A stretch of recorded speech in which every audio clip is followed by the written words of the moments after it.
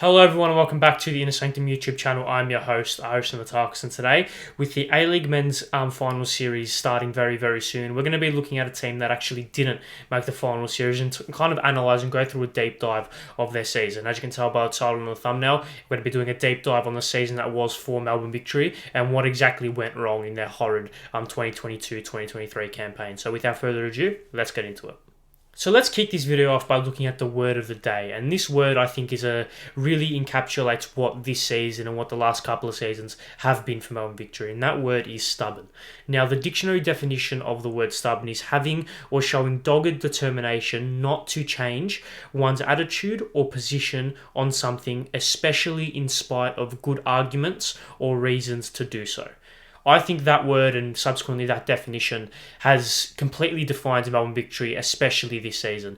They are a football club that are stuck in the olden days. They are stuck in the 10, 15 years ago. They are not willing to change with the times. As the old saying goes, evolve or become extinct, adapt or become extinct. Melbourne Victory have not adapted. In the last couple of years, they've kept sticking with their old ways that has worked 10 years ago, and it's not working in modern football. We've seen countless times this season stubborn approaches on the pitch as well as from a board level, from all across the board, from, like I said, from tactical level to personnel to the board and the way the operations of the football club are going on. It is a stubborn football club. They are not changing and they are not getting better as a result. Football is moving with the times. It's clear to see that in this day and age, loading up your squad with high-profile names or marquee players from overseas who are past their physical prime does not work anymore. The era of bringing in your Del Pieros does not work anymore. We've seen the last couple of times Melbourne Victory have attempted to bring in these big-name players that hasn't worked for them. Obviously, it was Nani this season, and despite obviously the unfortunate incident that happened to him, that obviously hasn't worked. And it's not only Nani; it's the likes of Spranovic, it's also the likes of Tommy Juric, these high-profile names who would have been good 5-10 years ago, aren't good enough now and are not taking any club in the A-League forward right now. Removing the COVID seasons, so obviously that was 2019-20, 2019-20 and 2020-2021, Melbourne Victory have had 7 teenagers in their past 4 squads that haven't included the COVID years. Those teenagers have been Christian Thea-Harris, Josh Hope, Pierce Waring, Bikan Kurda, Rabbit Akbari, and Lesiotis, and Louis Laurie Latanzio. 7 teenagers. Now, to put that into context, Brisbane Roar from the season 18-19 had 7 teenagers in that squad in that year alone. Adelaide United this season have had 5 teenagers in their squad and they sit third. Central Coast have 4 teenagers in their squad and they sit second. In the 2018-2019 season, Melbourne City had 8 teenagers in their squad, 3 of which have now gone on to Europe and are starring for clubs in Europe. We obviously have seen the success that Melbourne City have had in the last couple of years. It is off the back of investing in the youth and evolving with the times. When was the last time we saw a club like Melbourne City go out and poach a big name player from overseas who's potentially in their early to mid 30s? We don't really see that. They're the definition of a modern football club who invest in the youth and are adapting to the current way of playing football. Melbourne Victory, as a whole, are the most stubborn football club in the land, and it has cost them dearly this season. We saw last season it was a resurgence back to what they have been. The 2 seasons previous to that, it was shambolic, and they've returned to their shambolic ways. This season. As when we look at this stubbornness, it's not exactly a tangible thing either. It can be more intangibles, and one way that you could describe this is with the archaic feeling and the archaic way of dealing with fans and communicating with their community in a sense. We obviously all know what happened in that Melbourne derby in December. That obviously is inexcusable, but the way that Melbourne Victory dealt with that was archaic. They showed no ounce of trying to reconciliate with the league and with their supporter base. The way in which the response of that from the people at the top was really non-existent. They hid, but they weren't upfront, they weren't transparent, and they tried to hide and deflect as much as possible. The fan interaction, I should say, that we have seen from the likes of Central Coast and Adelaide in particular is partly the reason why they are 2 of this season the most successful clubs this season when it comes with attendance. and obviously on-field performance as well. And even if we're talking about the general vibe around the club, it is much greater for the clubs like Adelaide and for clubs like Central Coast in comparison to Melbourne Victory. Victory were a powerhouse team in the A-League. However, their archaic way, and so not only were they a powerhouse team, they were a powerhouse supporter base. But now with the archaic way of dealing with their fans, as well as an archaic way of making their squad composition and approaching football, we've seen attendances dwindle, and we've also seen performances dwindle as well. There have been obviously external factors which have been unavoidable in terms of the response or the repercussions of the external circumstances have been unavoidable. I'm 100% in agreement with that, but I feel like there is some blame to be put in the kind of old and archaic way that the football club are currently operating. So when we look at the stubbornness when it comes to off the pitch and when it comes to a more broad perspective, let's take a look at the makeup of the squad and kind of see where that stubbornness comes in, as well as the tactics that have been shown on the field. So we've spoken about the stubbornness and the archaic ways that they've been operating off-field in a more broad and kind of superficial perspective. Let's take a look at their squad composition and take a look at how there's so much wrong with Melbourne Victory's squad composition. It's not even funny. As we've mentioned, the lack of youth is a big issue for Melbourne Victory. They have no teenagers in their squad. They have no teenagers who have had first team minutes this season. There have only been 5 players under the age of 21 that have made first team appearances or have been in the first team squad, and they have combined for a total of 895 minutes only, and most of those, if not all, have come from one player, and that is of course Nishan Falupale, who has been the exception to the rule or the exception to the trend for Melbourne Victory. 3 of Melbourne Victory's top 6 players in terms of minutes played are above 30 years old, the other 2 being 28 years old. Now, this isn't necessarily a big issue when we take a look at clubs like Adelaide United, despite their kind of emphasis on youth this season and over the past previous years. They have a lot of players who are in that early 30s, high 20s in their most amount of minutes played this season. But take a look at where they are on the ladder in comparison to Melbourne Victory. It's not even close. Their system and their operations are clearly working, whereas Victory's clearly aren't and haven't worked for quite a long time. There are 10 players overall in the Melbourne Victory squad who can play in advanced positions on the field, whether that's as a number 9 or number 10 or in either positions out wide. And that of course does include the likes of Nani and Nick D'Agostino, who have both left the club subsequently or have been injured for a long period of time. But despite this, they have scored the third least amount of goals in the league this season, which is absurd. Like I said, they have 10 players overall who can play in advanced positions, and subsequently they only have 5 players who can play centre half, which is just absurd to me. Like, I don't know what the rationale is behind that, but having only 5 players who are natural centre halves in your team, one of which is Matthew Sporanovic, and the other 2 is Timotheu and Bozanovic, who are 2 very inexperienced, especially at A-League level centre halves.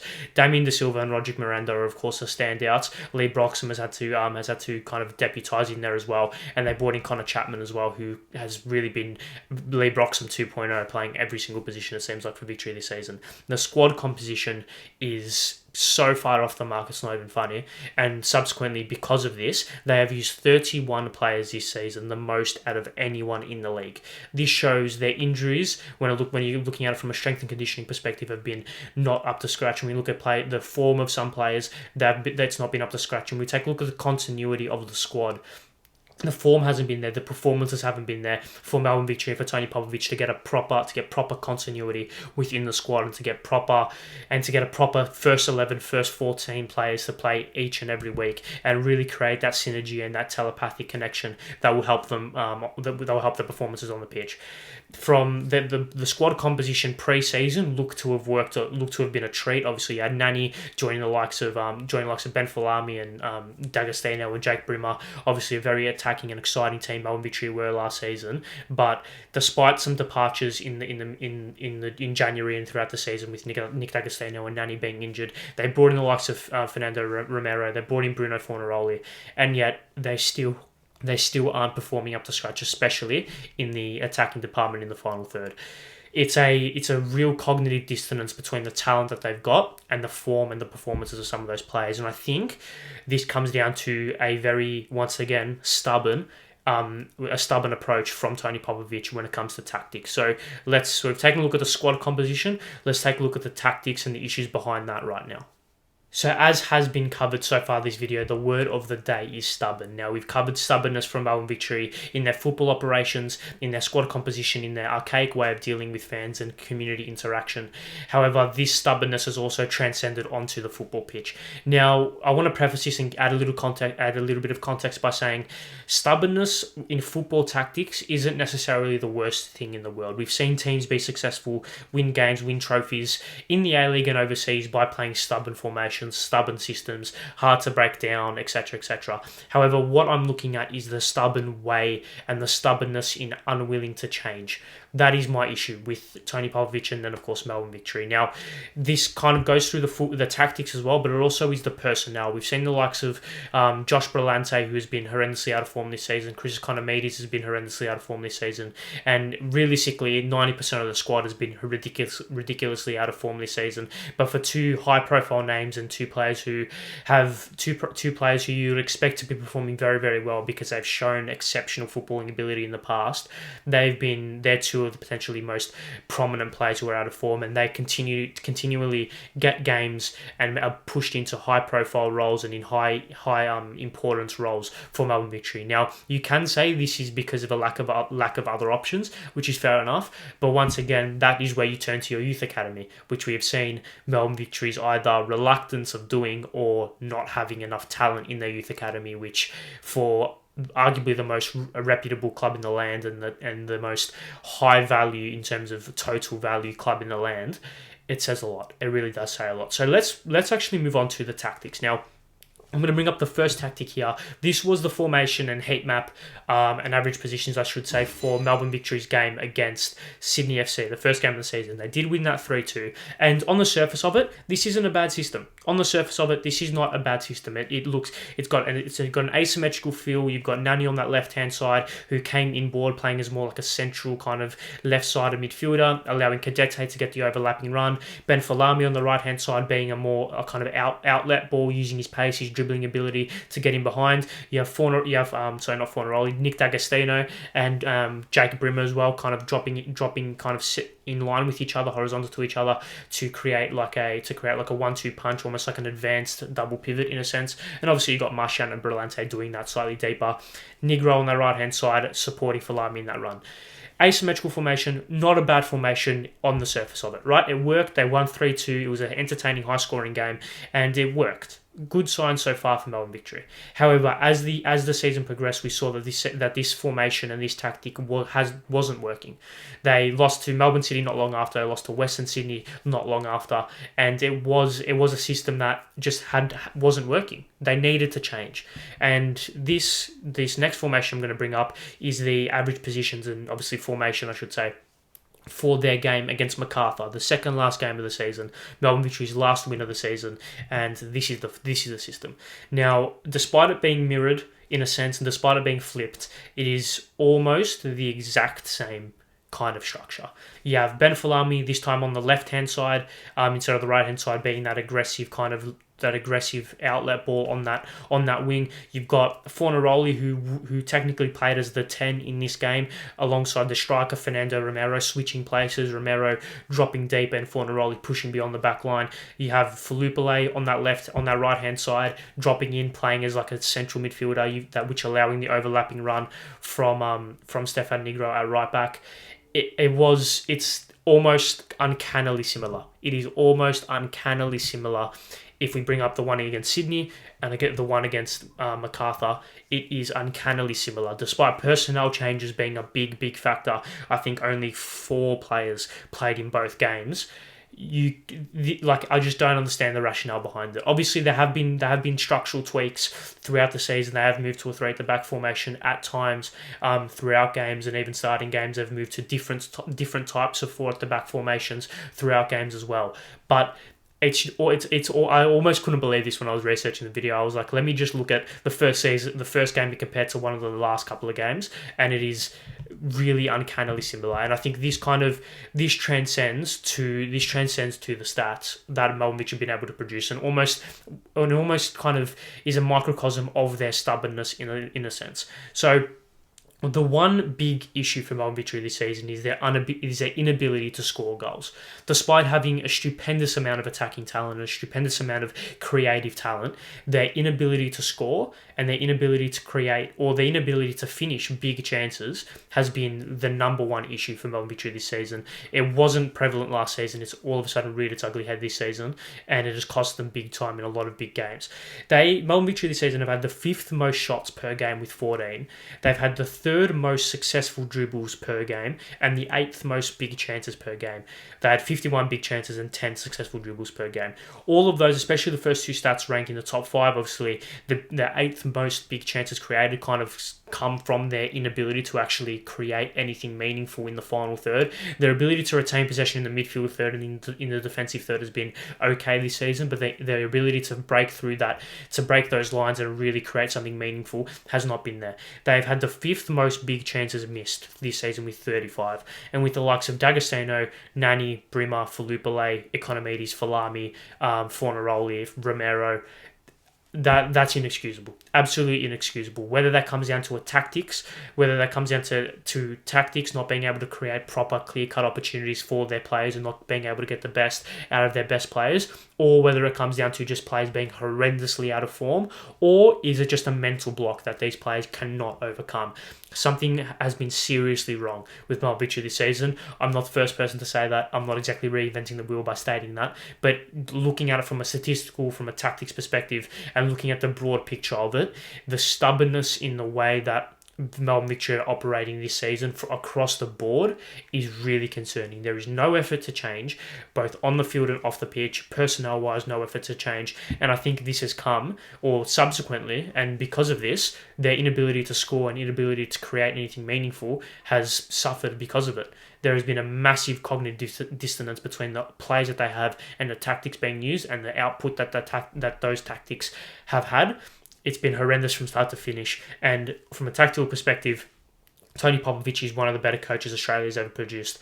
He has not been up to scratch this season. The squad has not been up to scratch this season. And it was highlighted brilliantly by their kind of early... It was highlighted brilliantly, in my opinion, by their early kind of fall and their early form slump, which just hasn't recovered. They beat Sydney. They drew and they lost points, I think, in their next 3 games.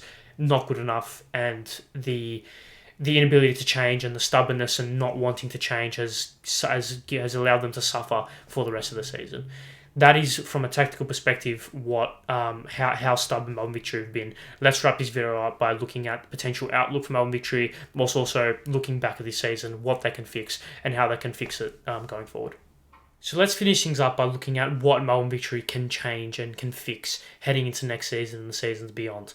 I don't think this is a simple enough solution to say if Victory fix this, they're going to be successful. I think football is far more nuanced, and this issue is far more nuanced than that. There are a lot of different avenues in which Melbourne Victory need to fix in order to get themselves back up to where they belong. We've seen obviously their demise really kind of started from that heavy 6-1 defeat against Sydney FC in that semi-final, and obviously they were not very good the season after. Even worse the season after that. They had a resurgence in last season.